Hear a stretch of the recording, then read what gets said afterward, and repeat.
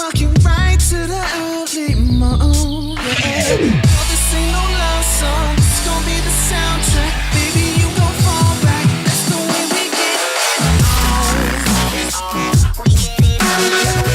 Hello and welcome guys to the Road to PC. I had not forgotten about this series, I just wanted to take a bit of a break from it. So anyway, we're back and now we're talking about GPUs, that graphics processing unit. So first off, straight off the bat guys, if you're looking to buy a GPU, there's a few things you need to consider. However, firstly, you need to know what graphics cards are out there, what can you buy, what's the range, the variety. Well, this is pretty much it. Now, there's two different hardware vendors that release graphics cards. They are AMD and Nvidia. Both of them make pretty good GPUs, or not pretty good, they make the best GPUs obviously. And they pretty much, once they make their own GPU, they'll give it to like an aftermarket company like EVGA or something, and they'll put the cooler on it. But regardless of that, let's look into naming schemes and how to tell how powerful your graphics card is. Now, I'll start off with AMD. Last generation, AMD had the Radeon 7000 series of graphics cards. So they were like the 7770. I'll pretty much go off it like from lowest to highest. So the 7750 was about the lowest gaming grade card. And then there was the 7770.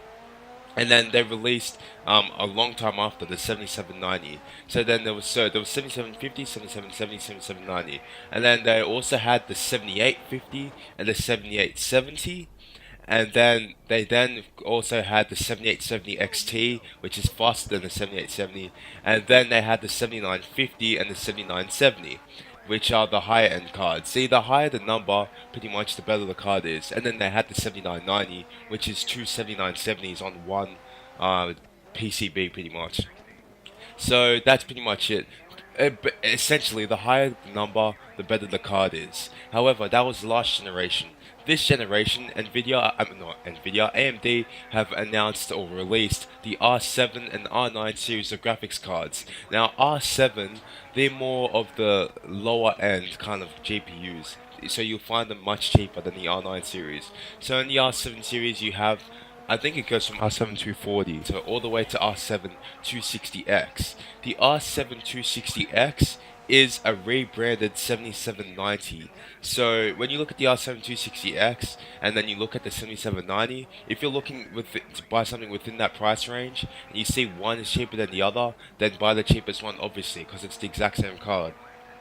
And then we move into the R9 series. We have the R9 series, R9 270, R9 270X, the R9 280X, the R9 290, and R9 290X. Now obviously, as I said before, the higher the number, the better. Now, however guys, also another thing is the R9 270 and the R9 270X is a rebranded 7870. So those three cards are the same GPU. They are the same core. They've got the same amount of stream processors, the same amount of shaders and all that stuff. So just keep that in mind. And an R9 280X is also a rebranded 7970 gigahertz edition. So it's just a rebranded 7970 essentially. And then they have the R9 290 and 290X. So yeah. And then Nvidia, that's AMD pretty much. Nvidia on the other hand have the GT and GTX series of GPUs. Last generation was their 600 series GPUs. This generation is 700, and I believe 800 will be coming out soon. So pretty much from GT 600 or 610 to 640, it's just the GT series of cards. They're like the lower end cards. So you'll find GT like 710 to 740, they're really low. However, as soon as you see the X next to the GT, so it's like GTX, then you're getting into gaming grade cards. So like the GTX 650, even though that's not that good, but the GTX 650, 660, 670, 680, 760, 770, 780, those are the gaming grade cards. Those are the ones you want to look for if you're looking to buy a gaming PC. So that's pretty much that. That's much more simpler. AMD changed the naming system, so I had to explain that a bit better, and with rebranding and all that stuff. But anyway, once you've got all that down pat, you need to look into price. How much are you willing to spend? If you're willing to spend around the $100 mark, then you probably want to get like a 7790 or 7770. Nvidia doesn't really have many good cards for the price at the lower kind of end. all their cards really are at the higher end of the pricing scale. So yeah, if you're looking to spend $200, then you can probably get the R9 270X. That's probably the best bang for your buck at $200. When you get to 300, you can look into like the GTX 760, and also R9 280X. And I believe for like 350, this is all American prices as well. You can find the GTX 770. However, if you're in Australia, you'll most likely find the R9 270X for about 250-ish. You'll find the GTX 770 for about, I reckon, 380 or 400, and you'll find the R9 280X for 400 as well. So the prices in Australia are a bit higher, especially at the higher end. So just keep that in mind. And then if you get to like $400, $500, $600, then you can look into the R9 290, R9 290X, GTX 780, GTX 780 Ti. So once you look into that, then yeah. However, before you buy a card, you need to consider what do you want to do with the card. If you're going to be using like 3 monitors, then you need a lot of VRAM and you need a pretty big memory bus. So if you're looking to run like 3 monitors, then you might want to get a card with higher RAM, so like a 7970, which has 3 gigs, a GTX 780, which I believe also has 3 gigs, or like a 7950 if they still sell them, R9 280X, just any card with like 3 or more gigabytes if you're running multiple monitors. So just take that into consideration.